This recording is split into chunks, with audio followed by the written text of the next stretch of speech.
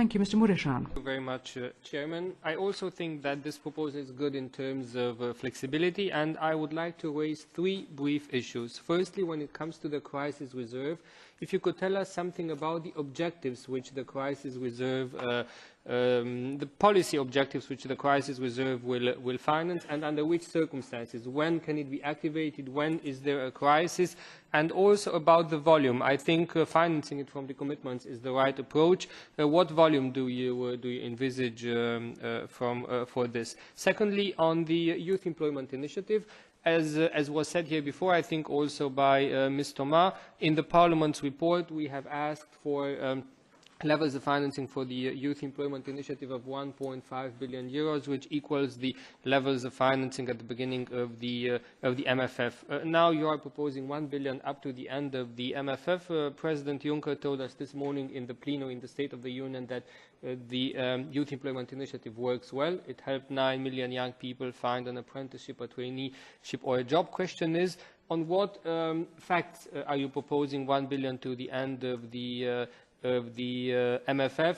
Do you already have some elements of the evaluation of YEI which the Commission is supposed to present to us? And if you could share with us some elements of the evaluation. And last point which I would like to raise is supplementing the allocations for Horizon 2020 and Connecting Europe facility is a good thing. I welcome this, but of course the amounts which you propose are below the restoring of the cuts made when EFSI was created. Restoring those cuts has been a long-standing position of the Parliament. What are your thoughts on restoring the cuts in Horizon 2020 and CEF, cuts which were made when EFSI was created? Thank you very much.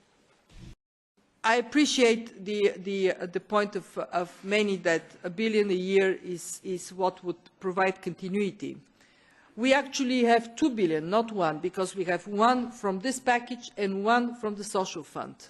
And I want to stress again, if Italy, Greece and Spain are truly determined to tackle youth employment, there is 4.6 billion mostly for them that they can use for that purpose. So there is no reason why we couldn't have a billion a year if we are to align ourselves, understanding that we can't make money above the ceilings, we cannot, and that each of the items that I presented to you has legitimacy to be adopted. My colleagues in college in the Commission supported our proposal mostly because they felt it was fair, that there was no backroom dealing, that we looked at priorities objectively and we tried to come up with the most effective and fair proposal. So I think and this is why we think that the 4.6 billion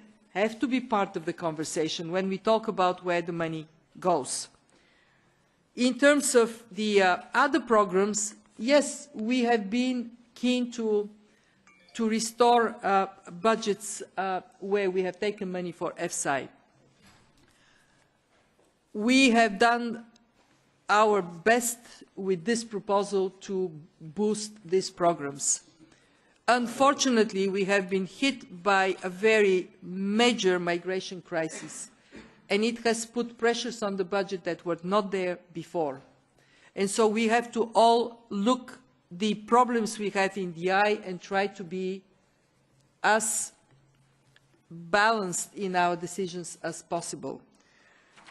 We are doing something that the Parliament was very keen on, and it is to recognize that financial instruments in Connecting Europe facility do not function so well.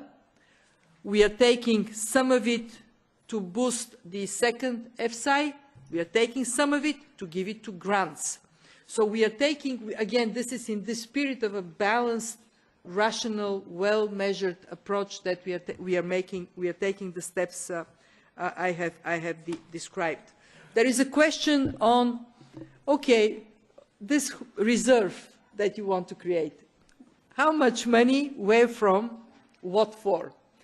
How much money? We have the history, the precedents in the past to determine that it is in the order of 3 to 4 billion euros, so we can take this to be the ceiling and then see where in between 4 and 0 we have to position ourselves. In terms of what it would do, what it would go for. We would define the crisis indicators, and then, because I don't want us to be saying, oh, well, it only goes for this crisis, because what we have learned in the last 7-8 years is that crises come in a very impolite manner, not waiting their turn, not announcing themselves at the door. And that reserve is to have this ability to cushion us when the next crisis, which I don't know what it would be, I don't know where it would come from, but I know it will come, hits us. And then we would put what we have learned with the current crisis as an accountability mechanism. In that context, there was a question, what